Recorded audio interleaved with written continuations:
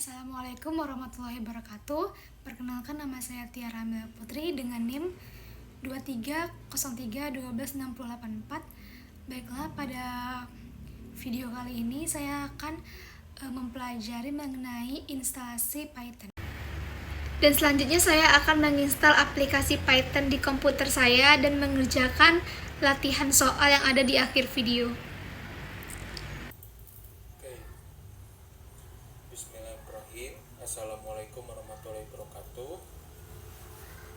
Pada video kali ini saya akan menjelaskan materi mengenai praktikum data mining pada pertemuan 1. Di sini kita akan membahas mengenai pengenalan dan instalasi Python. Python adalah bahasa pemrograman yang ditujukan untuk general purpose programming dan termasuk dalam kategori high level programming language. Artinya, high level itu adalah mudah untuk dibaca dan dituliskan atau dilakukan oleh manusia. Nah, di sini kita lihat kegunaan dari Python bisa dalam berbagai macam permasalahan, seperti pengembangan aplikasi web ataupun mobile, kemudian data science, dan lain-lain. Ini adalah langkah-langkah ataupun step dari instalasi Python. Ini instalasi Pythonnya. Kemudian kita akan menggunakan alat bantu, yaitu Jupyter Notebook di sini. Nah, Jupyter Notebook itu ada dua cara. Yang pertama, kita bisa langsung melalui command prompt menggunakan pip install Jupyter, pip install notebook, kemudian jalankannya itu Jupyter Notebook. Atau kita bisa melalui instalasi. Ini adalah cara yang kedua. Kita bisa kunjungi website Anaconda di sini. Kemudian kita download dulu Anaconda-nya, kita install. Nah, selanjutnya ketika sudah terinstall, ini untuk cara pertama di command prompt itu kita jalankannya dengan menuliskan Jupyter Notebook di command prompt. Kalau misalkan melalui Anaconda, nanti ketika sudah berhasil install, itu akan ada Jupyter Notebook pada start. Oke. Ini adalah tampilan dari Jupyter Notebook. Bisa kita tambahkan folder terlebih dahulu agar kita pekerjaannya itu terpusat dalam satu folder. Bisa kita tulis ataupun ketik klik new di sini. Kita pilih folder, misalkan kita rename folder ini dengan praktikum data mining.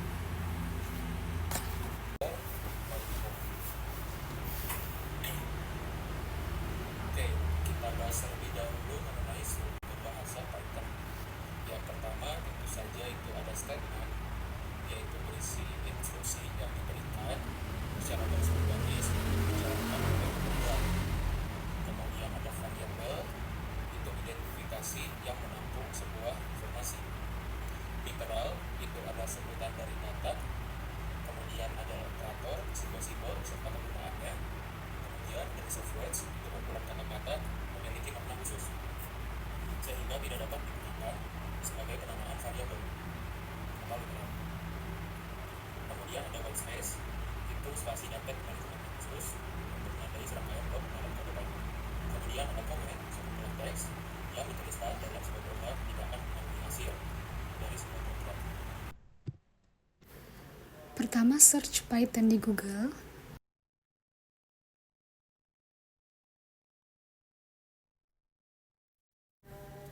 Klik dan download Python.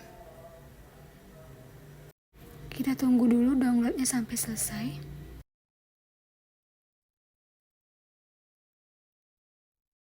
Selanjutnya klik file dan install.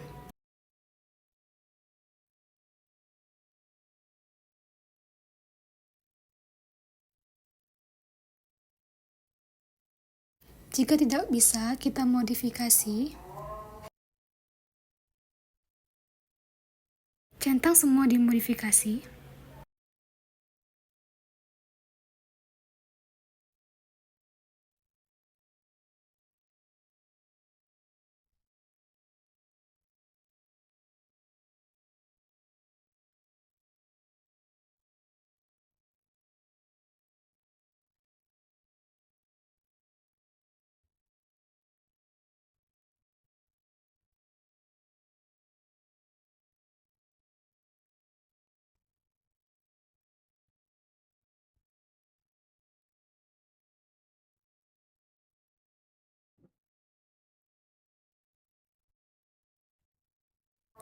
Jika sudah dimodifikasi, maka langsung pip install notebook untuk menginstalnya dan tunggu beberapa menit.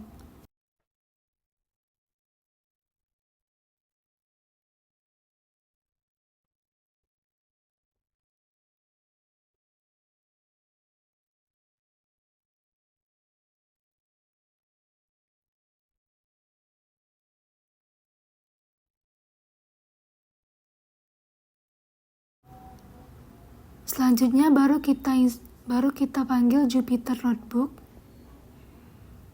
dan tunggu beberapa detik dan langsung diarahkan ke file Jupyter Notebook-nya. Langsung aja untuk kelas ini kita buat folder baru yaitu Practicum Data Mining. Klik New Folder. Setelah selesai, maka kita bisa nambah file di dalam folder project data mining tersebut. Itulah cara menginstal aplikasi Python di komputer, dan akhir video saya akan menunjukkan cara penggunaan aplikasi tersebut. Kita bahas yang pertama itu adalah variabel. Di sini ada 3 aturan penting yang wajib diikuti saat menyertakan suatu variabel di Python. Yang pertama, nama dari sebuah variabel harus dimulai dengan huruf, bisa huruf kecil ataupun huruf besar, atau karakter garis bawah underscore, dan tidak dapat dimulai dengan angka sampai 9. Kemudian di sini ada yang kedua, variabel hanya boleh mengandung karakter alfabet, bilangan, dan underscore. Yang ketiga, variabel bersifat sensitif. Artinya ketika kita menuliskan huruf besar, kemudian kita menuliskan lagi huruf kecil, itu dua-duanya memiliki makna yang berbeda. Oke, kita masuk ke Jupyter Notebook. Di sini kita misalkan ada huruf A besar dan ada huruf A kecil. Kita misalkan print masing-masing. Di sini ada A dan A kecil. Kita lihat. Untuk A besar itu 3, untuk A kecil itu 2. Kemudian ada list, tuple, set, dan dictionary. Perbedaannya untuk list itu elemennya dapat diubah, tuple itu elemen tidak dapat diubah, set itu ada setiap elemen yang penting, dictionary itu adalah berupa pasangan penunjuk dan nilai. Oke, kita masuk ke di sini misalkan V1 saya tuliskan su, ini masuk ke kemudian. Nah, kita lihat perbedaannya. Untuk su yang benar itu adalah ini penulisan. Ketika kita salah menuliskannya dengan T huruf kecil, kan error. Nah, untuk pengecekan tipenya kita bisa tulis type di sini, misalkan V1 itu adalah boolean, sudah jelas ya tadi. Karena boolean itu isinya adalah true atau false. Oke, kita masuk ke V2. Misalkan V2 saya ketikkan di sini Practicum Data Mining. Diaktif oleh tanda kutip kalau misalkan menggunakan kutip 2 ataupun menggunakan kutip 1 tidak bisa.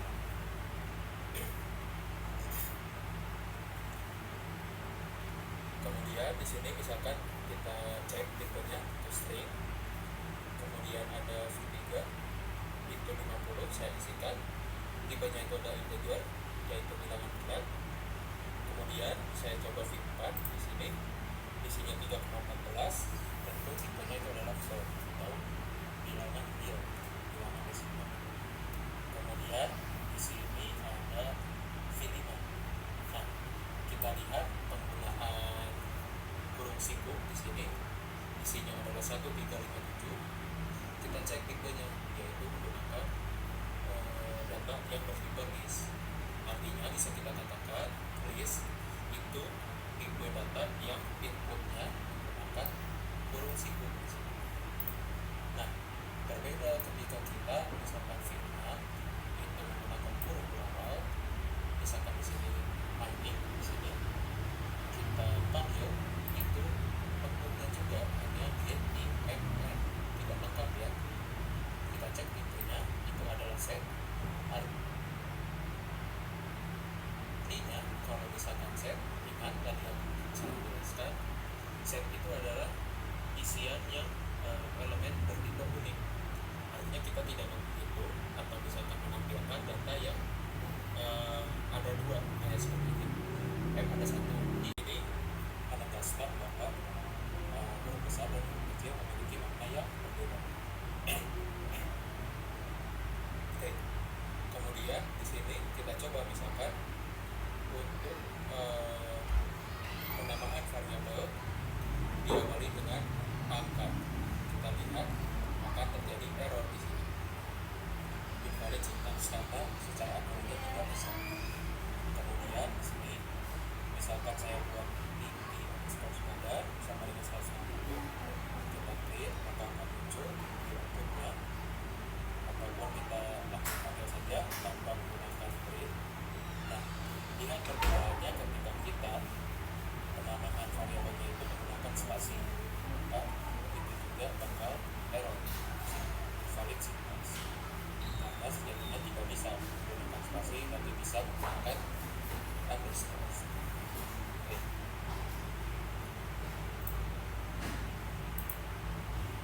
Kemudian di sini kita akan masuk ke tipe data yang bisa kita inputkan pada Python.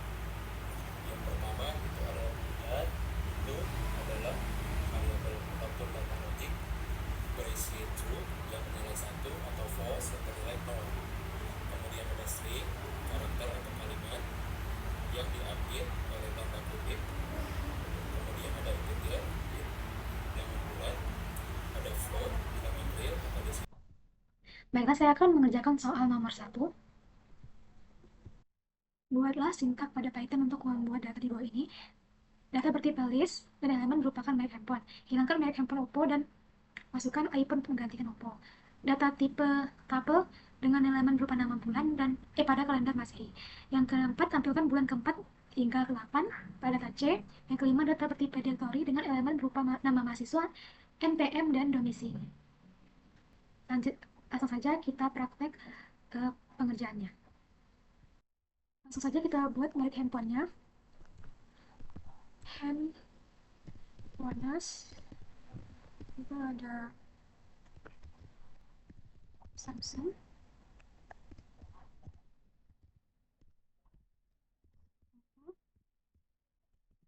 dan Vivo. Kita print.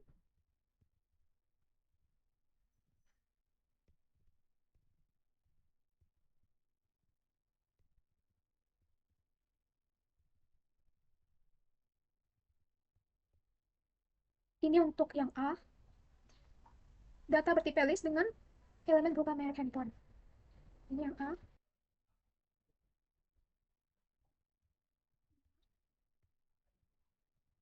Data list merek handphone. Terus yang B, yang B, hilangkan merek Oppo dan masukkan iPhone. Hilangkan iPhone dan masukkan Oppo. Ini terbalik. Ini iPhone.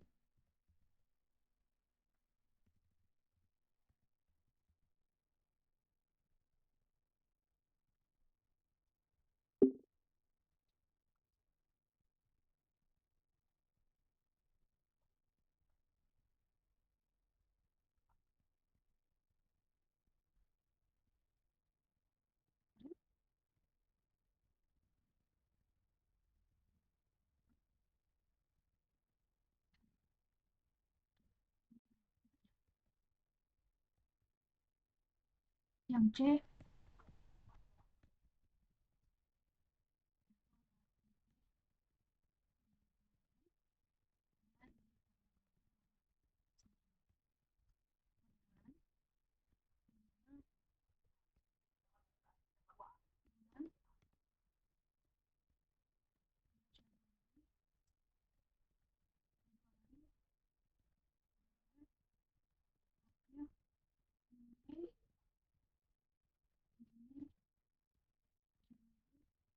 Agustus, September, Oktober, terus November, yang terakhir Desember.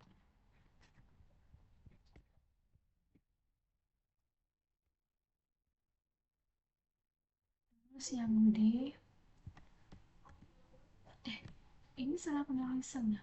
Wih, oh ini salah penulisan. Ini kan bukan.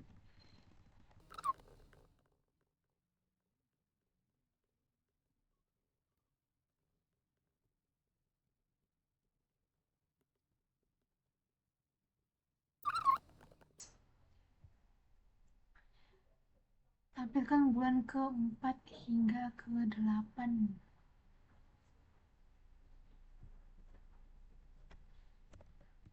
Tampilkan bulan ke-4 hingga ke-8.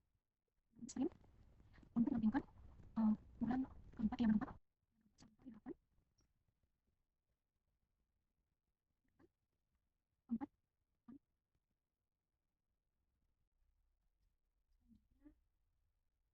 data bertipe dictionary dan mana memang bukan nama. Nama yang diambil dari sini.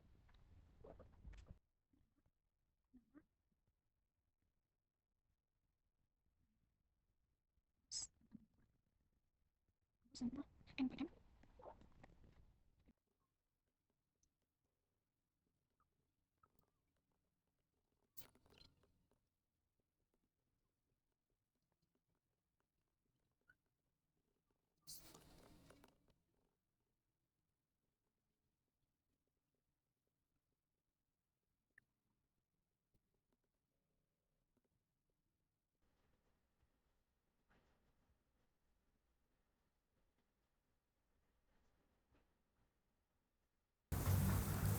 Jadi jawaban nomor A untuk merek handphone ada Samsung, Oppo, dan Vivo. Yang B, Oppo digantikan dengan iPhone. Yang C, bulan ke-4 sampai bulan ke-8 itu ada April, Mei, Juni, Juli, dan Agustus. Dan yang terakhir ada nama, NPM, dan domisili. Itulah jawaban untuk nomor 1.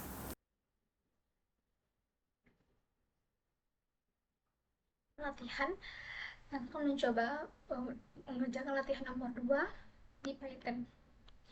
Ini dikatakan bahwa keuntungan yang didapat produk modal digunakan 50 produk. Berarti yang di pasar modal 1 juta, adapun jumlah sejenis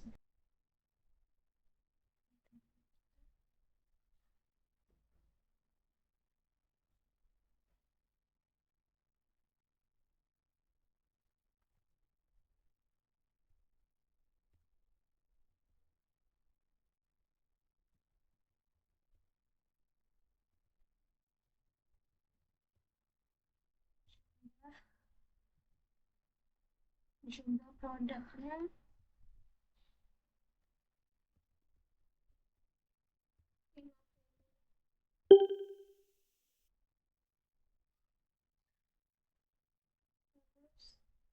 terjual 45, harga jual 30.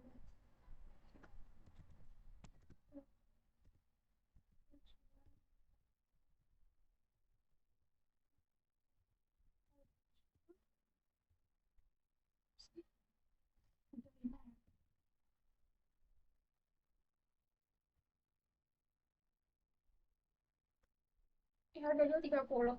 Buatnya kalkulator sederhana.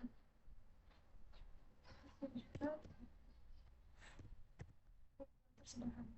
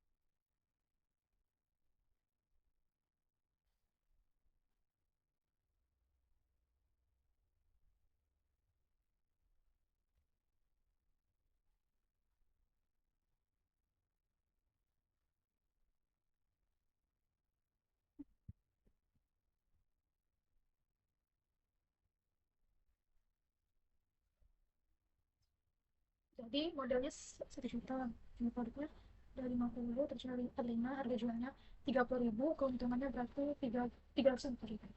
Selesai.